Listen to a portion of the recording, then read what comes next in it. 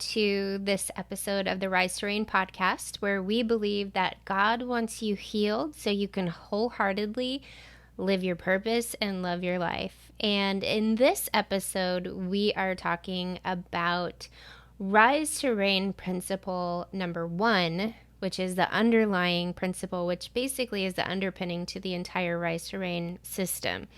So Rise to Reign is a system for growth to help you let go of what is holding you back so you can rise and reign in life.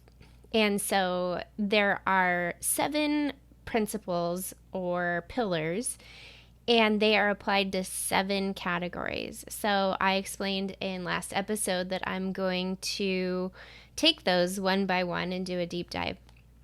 And they definitely go in order. So if you're coming into the podcast at a different point, I'm going to refer you back to the very beginning of season 2, because they're really precept upon precept, line upon line, and they build on each other. So it's important that you get them in order, because today what we're going to talk about is identity, and we apply identity to each of the 7 categories. So remember, the categories are body, mind, soul, which is, body, mind, which mind, will, and emotions, which is your soul, and then your spirit, and then your relationships, your finances, your character, and then your calling. And so those are the 7 categories. So we're going to go through the pillars, and then we're going to talk about how they apply to each of those different categories. And that is how you rise to reign and reign in life. So I've got my notes over here. So if you see me looking over here, it's because I want to make sure that I cover the materials a little bit. It's rich. There's a lot to cover. So I want to cover it well. So I'm going to keep myself on track here. But before I do get into identity, I want to tell a little story. And I love to tell this story to illustrate how we see ourselves versus how others might see us, or what might be real about us, what might be true about us. So when my 3rd child was born, he was born by C-section, and they wheeled me into the recovery room, and I was out of it because I had just had major surgery and had lots of painkillers and whatnot. But the monitors that they had on me kept ringing and going off, and the nurses would come in, and they were a little bit concerned, a little bit befuddled, because my heart rate continued to drop below like 35. It was around 35. And it would go so low that it would cause the monitors in the recovery room that were attached all over to go off. And they would come in and they would look kind of confused, and then they would just shut the monitor off and walk out of the room. And so finally I asked one of them, "What is that? What's going on?"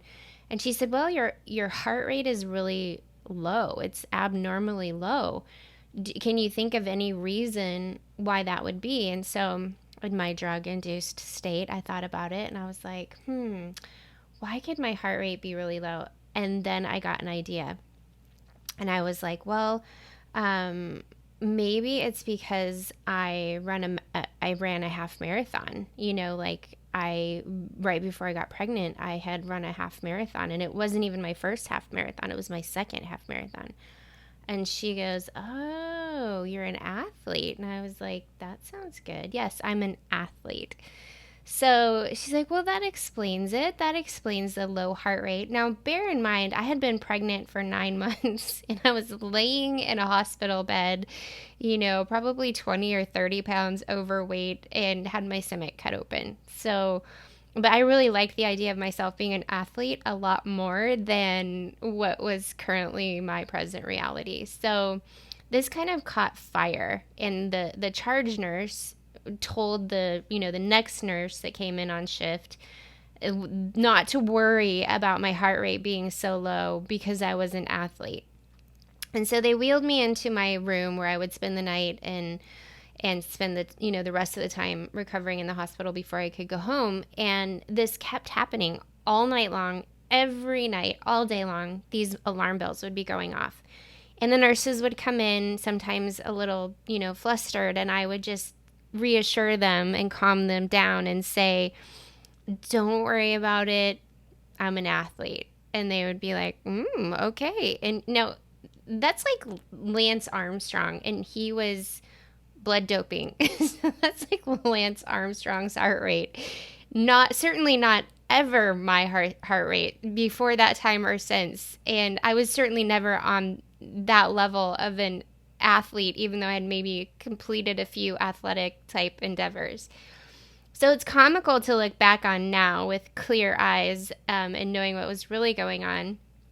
But it turns out they released me from the hospital, and I went home with my days-old infant, and I woke up in the middle of the night completely choking and struggling for breath.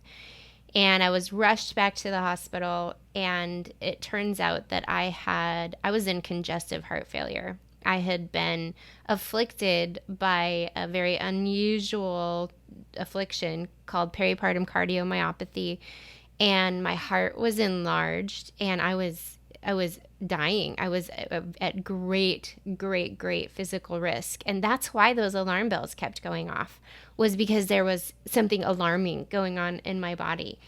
And I just explained it away because I liked the idea of me being an athlete more than me being obviously a very, very sick and incapacitated woman. So you can argue all sorts of things that maybe the medical professionals should have done a little bit of more investigation, and maybe they should have, but I was a willing participant because of how I wanted to see myself versus how I really was. So what we're doing here in the identity section, in the identity pillar, is taking a good hard look at what's true and what's real, because you cannot change what you don't acknowledge. So the problem with that, though, is that it's really, really hard to look at ourselves objectively. It is really hard to do that. We want to be an ideal self. We all want to be a certain way. And we can be our highest and best self. And that's what Rise to Reign is all about, is expressing your true nature, how you were created before life gave you all of these messages and got in the way, so to speak, and molded you into something, maybe twisted you by trauma into something or a way that you were never meant to be. So the process of getting back to original design is the process of peeling away those layers and healing that trauma and really rewiring your brain. And to assist you in doing that, I have developed some archetypes, and I'm going to go through those in a little bit. But when we talk about healing, we say that the Rise to Reign podcast is about, you healing so that you can wholeheartedly live your purpose and love your life and really be restored back to original design. So when we talk about healing, what actually is that? What do we mean by healing? Well, at its essence, a healing is bringing back to wholeness, bringing back to original design before damage or illness or something negative occurred. So for our purposes, where the emotions are concerned and where perspective is concerned and where identity is concerned, healing is a correction in your perception about God, about yourself, and about others. So when we can see those three things clearly, we are healed. And healing is a lifelong process and journey. And just when you get one aspect healed, you find out that there's more to do. So I don't want to imagine that there's a destination, but we are to be moving from glory to glory, it says in scripture. So we are to be getting better and better and better, rising and reigning, new level, until, we either die or it comes to that day when all things are made new. So let's talk about identity. And to do that, I'm going to define it. So the identity is the condition of being a certain person. So I have a driver's license. That's my identification. It has my name and my address on it and my weight, which, this is a great example about how we see ourselves versus how we really are. Like, what's your weight on your driver's license versus when you actually step on the scale this morning in the bathroom? Like, that's a great example of what's true and what we wish was true. But in my case, it's not too far off. But the weight on my driver's license, my height, my eye color, identifying characteristics. So your identity is this who you are. It's like this state or the condition of being a certain person. It's also a set of characteristics by which a person is known. So I have my name. My name is Amy Killingsworth. I'm a podcast host. I am a writer. I'm a mother. I am, I'm a Christian. I'm a follower of Christ. I'm an athlete. I really am these days. Like I do CrossFit, and I'm maybe not a really greatly competitive athlete, but I do participate in athletics pursuits. So I feel comfortable calling myself an actual athlete. I've built up some stamina and some endurance and some strength since those days 9 years ago. But the set of characteristics that you're known by is also part of your identity. It's how people recognize you by maybe what you do or what you're involved in. It could be physical characteristics that could be part of your identity as well, just like the weight and the height on the driver's license.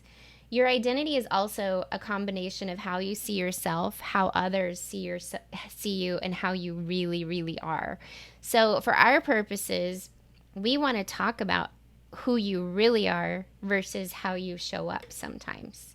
Okay, so I'm going to say that again. For the Rise to Reign purposes of identity, we want to talk about who you really are versus how you may show up sometimes. So how many of you know like what I'm talking about when I say that? Have you ever walked away from a situation or a interaction maybe and just been like, whoa, who was that? Or maybe you had too much to drink and you woke up the next morning and you were like, oh my gosh, oh my gosh, oh my gosh, because you had acted in a way that doesn't line up with who you really are, who you want to be. So for that purpose, we're going to give some names and some clarity and some archetypes around that so you can recognize these negative archetypes when they show up and choose to be your original design, your true self, and to have tools to pull yourself out of a pattern or a trigger or an emotional well-worn addiction. Really, we're going to talk about that in another podcast, and into what you want to be, your healed, the healed version of you. So the identity archetypes, there's 3 lower ones and 1 higher one. The lower ones are the prisoner, the slave, the orphan, princess or prince, and then the queen or the king. So when we rise to reign, the monarch is the one that reigns. So the king or the queen are the ones reigning, like legitimately reigning, not controlling, not manipulating, which are characteristics of like the lower nature, but actually reigning in life. So the prisoner, the slave, the orphan, princess and prince, and then the king and queen. So let's talk about these. We'll take them one by one. So the prisoner archetype is the true and honest victim. This archetype is just steeped and mired in victim mentality and victim consciousness, consumed and paralyzed by fear. And so what are some of the outworkings of fear? Well, manipulation, control, lying, these things that are like rooted and grounded show up as behavior of somebody who is just absolutely paralyzed and consumed and controlled by fear. The prisoner is very focused on self, but it's more of a what's wrong with me focus. So all 3 of the lower natures are focused on self, but it shows up a little bit different. So the prisoner's focus on self is what's wrong with me. The prisoner is also always convinced that everybody is judging them and looking at them and thinking they're ugly and horrible and awful. And so you could say the prisoner he's not like this, but I have a teenager, so I'm around teenagers a lot. And this is, it boggles my mind how teenagers just automatically assume that everybody is looking at them. And I remember I felt like that too. But, as with the benefit of being a little bit older and more, well, a lot older and more mature, hopefully, you realize like people really are thinking about themselves and not you. But this prisoner archetype is convinced that all eyes are on them and not in a good way. So what's wrong with me is like the constant question playing in the prisoner's mind. So the prisoners also sees no way out. So they're not resourceful at all. They are like the actual opposite of resourceful. And they see absolutely no way out of their current circumstances. They can't, they feel like it's awful and it's always been awful and it's always going to be awful and everybody's out to get me and the world is bad and getting worse.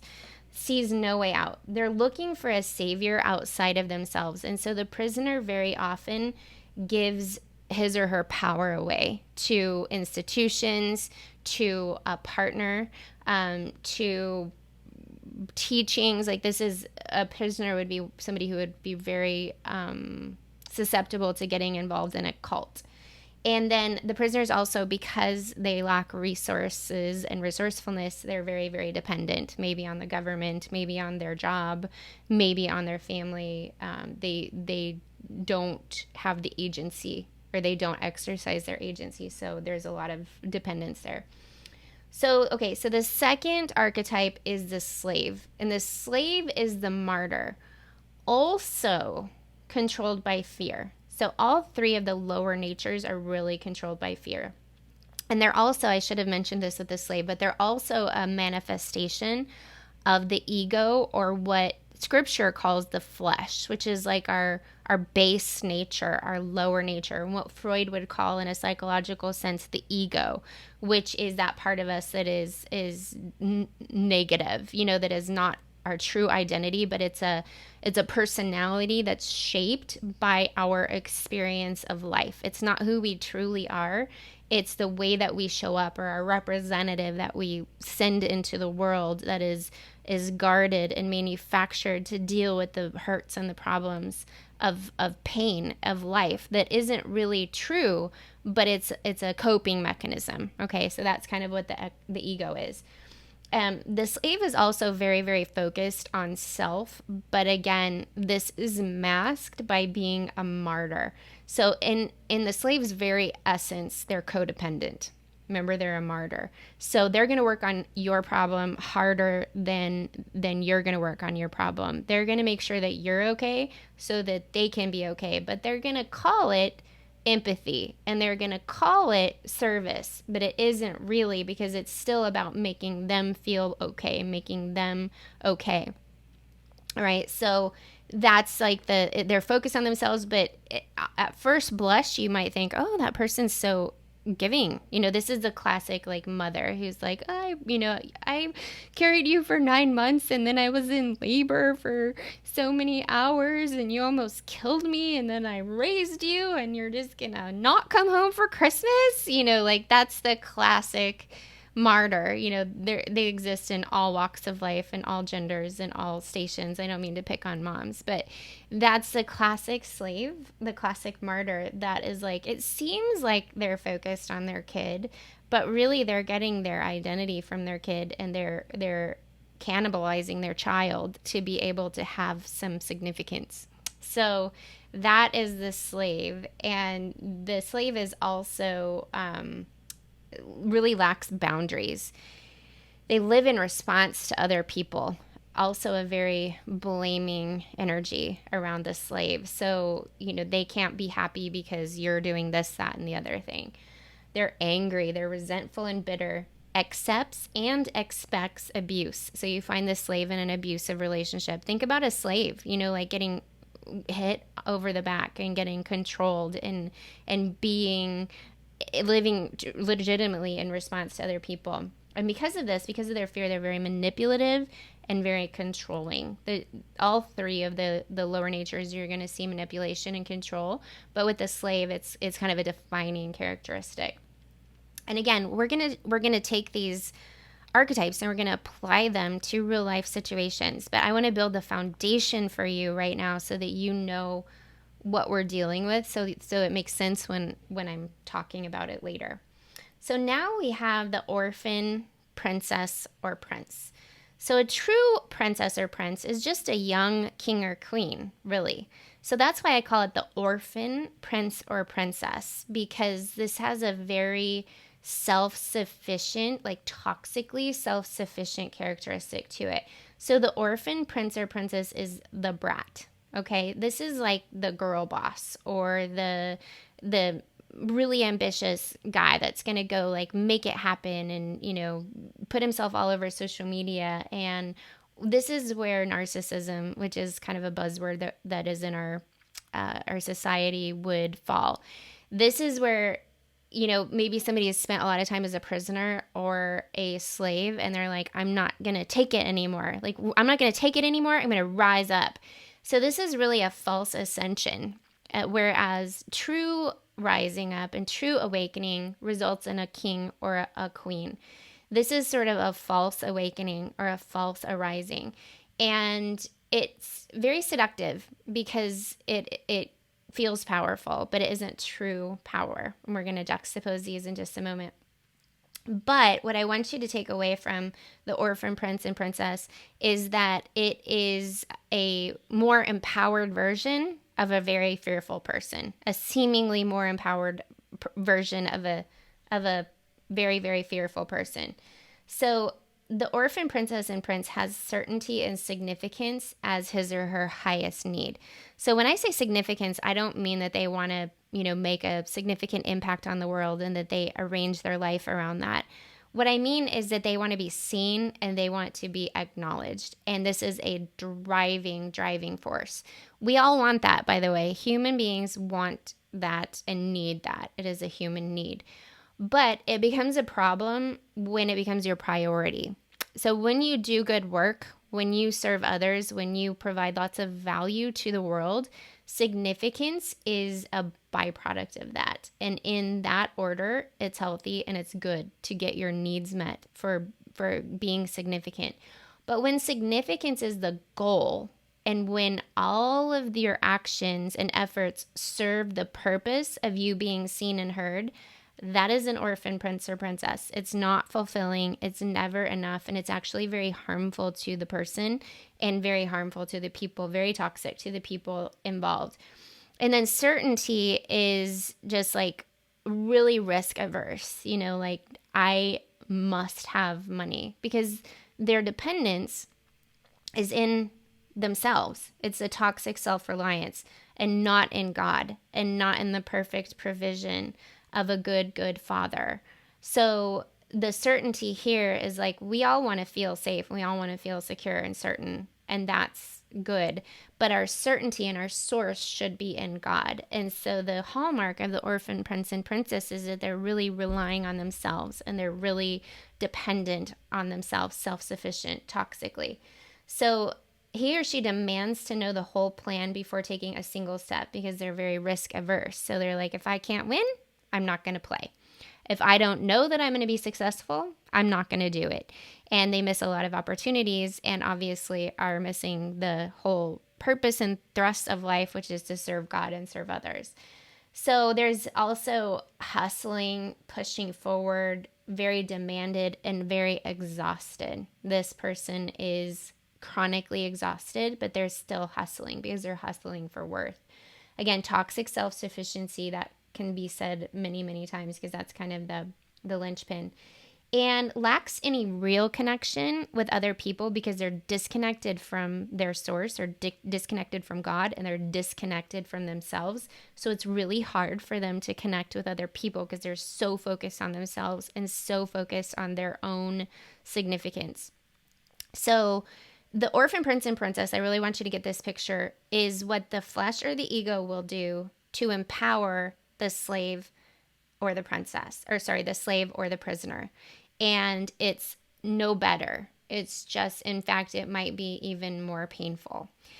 It might also be a necessary step. These things could be a progression. So a lot of times we start at prisoner, we develop to slave, we develop into orphan, prince and princess, and then we develop into the king and queen. It can be a progression as long as you keep progressing. But a lot of people get stuck right here and they're like, this is it. I'm going to make it. If it's to be, it's up to me. This is the make it happen energy that's not dependent on God, and the motivation, I should say, that's not dependent on God and surrendered to, that's a better word. So it's dependent and surrendered to God and his purposes. Okay, so let's talk about the queen and king. This is our higher self. This is who you truly are. You are wholly loved, wholly lovable, created as divine perfection for a purpose and on purpose. And this is who you really are. This is your true essence. Every single human is a child of God. And even though we may have done things that have separated us, what we have in Christ is a complete and total fresh start, back to original, a reset, back to original design. And so this is how we are created, and it's how we can get way far away from this, and we all do, but we can come back to it.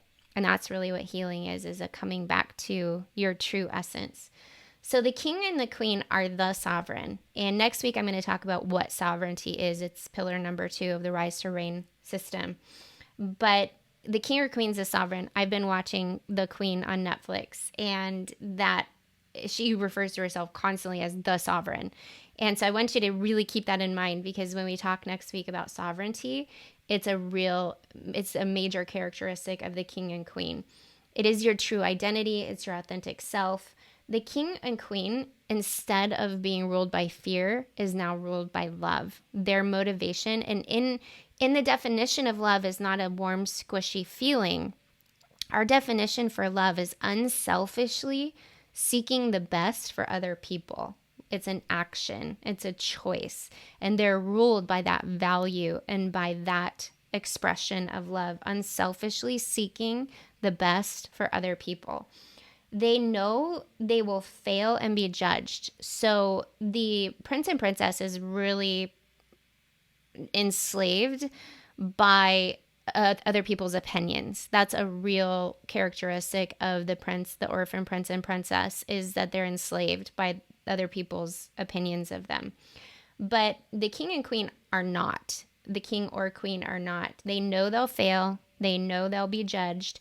And it's not that they don't necessarily care what other people think of them. It's just that they act in spite of it. And so they don't take people's opinions personally. They're makers and not takers. Just let that simmer for a minute. They provide and not consume. They put out solutions and not create problems. Okay, this major characteristic. They're more concerned with affecting the change in the world than protecting themselves for failure, rejection, or disappointment, or promoting themselves. A queen is more, and a king is more interested in being on mission than in being seen and promoting themselves. Really, really, really important. And they don't, again, don't take people's opinions personally, because they know who they are. And it's the essence of your true self apart from your personality or drama. So a lot of the prisoner and the slave and the prince and princess is personality, which again, that's an unhealthy style of relating that you've developed over time to deal with the hurts and agreements that you're made. We're going to dig into all of this and deconstruct it bit by bit, but I want to give you this overview so we can know the language we're talking about. The king and queen take excellent care of self, but it's for the purpose of serving others. They don't make self-love and self-care an idol. That's a podcast all in itself. They share self and accomplishments in service of others. So they're very accomplished and they're very visible and they're very significant, but it's all in service of a mission and in service of others. The king and queen are wise, loving, patient, kind, powerful, and compassionate, and they live in flow and ease. So the king and queen are at home in righteousness, peace, and joy. That is the kingdom. That is the queendom. Righteousness, peace, and joy. We're going to talk about that, what that is in just a moment. But I have an identity index for you, and I'm going to have to post this on the blog because I can't show you. So I'm going to try to explain it to you, and then I'll post the actual graphic with the show notes, and you can find those on amykillingsworth.com/podcast. So the queen, her motivation is internal and she is proactive. Okay. The princess or the prince motivation is external and also proactive, but the motivation is external. So it's the outside acting on her. And the way she shows up is control. The prisoner is reactive and also motivation or point of view is also internal. There's lots of introspection going on there, but it's fearful and it's I'm bad. That's the kind of the message. And then the slave girl is you're bad. Also external focus, reactive in nature, but the message then is you're bad. So they're projecting. We're going to talk about projection later, but they're projecting and they're saying you're bad, I'm powerless, and it's blame. There is a lot of blame in the slave girl's world in reality. So the prisoner is fear's woman or man. The slave is her man's woman or woman's man. The prince or princess is her own woman or his own man. And the queen or king is God's woman or man. So you can take your gender and apply it to it, but I'm going to say it again just in the feminine so that it makes more sense. The prisoner is fear's woman. The slave is her man's woman. The princess is her own woman. And the queen is God's woman. So these are characteristics that you can use to find out, okay, who's showing up right now? How am I showing up right now versus who I want to show up as? So let's talk about the throne. The throne is just who's in charge, who's ruling, who's reigning. It's a battle for control, and it exists primarily in your thoughts and in the resulting emotions. So these archetypes are constantly battling for control. Are you going to show up powerful? Are you going to show up as a victim? Are you going to show up as a slave? Or are you going to show up as the queen? They must be dethroned, the lower natures, when you recognize their effects. And we're going to talk about this when we apply them to the different categories, is how to recognize their effects. You do that by taking every thought captive, thinking about what you're thinking about, observing your emotions, and pulling yourself back to where you want to be. So how do you know? Well, the way that you know who is on the throne is by taking internal inventory. And if you're in the queendom, if you're in the kingdom, if the queen or king is on the throne, you have righteousness, peace, and joy. So what are these things? Well, righteousness is the state of being and feeling right. It's alignment and it's right relationship with self, God, and others, or in order of priority, right relationship with God, self, and others. That's what righteousness is. And then peace is not just the absence of anxiety, but it's a knowing that all is well and all will be well. There's an inner calm regardless of external circumstances. And then the Hebrew idea of shalom, which is human flourishing. It encompasses so much more than just feeling peaceful or feeling calm. And then another way to explain shalom, or the peace of God, is nothing missing, nothing broken. So when you have those feelings and that's your reality, righteousness, peace, and joy, and then joy is just a calm delight, then that's how you know the queen is on the throne. And the queen is, I have a chart of identity indicators. So the queen, I'll go up from the bottom. The prisoner is, as far as feelings go, is depressed. The slave girl is angry. The princess is overwhelmed and exhausted. And the queen is peaceful. And then as far as doing, the prisoner is doubting. The slave girl is blaming. The princess is chasing. And the queen is being. Okay, so I want to make just a quick note that I don't believe that yourself should be on the throne of your heart. I believe that belongs to God. But when we're looking at the flesh versus the spirit controlled nature that Paul outlines in the New Testament, we're talking about the human will controlled by the spirit or controlled by the flesh, whether you're walking in the light or whether you're walking in darkness. And those concepts can be really obtuse. They can be hard to understand. So this whole archetype system is to help you diagnose and choose consciously rather than being in that fog of feeling the opposite of righteousness, peace, and joy and not knowing how to get out of it. So the Rise to Reign system is really about healing your emotions and that in your thought life, and that heals your life, that heals your relationships, and it changes what you're experiencing in life. So I hope you found that really helpful. And in the next podcast, we are going to talk about sovereignty. So I'm super excited about that.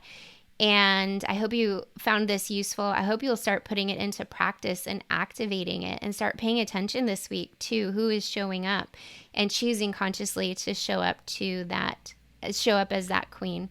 All right, my friends, thank you so much for listening, and I'll see you next time.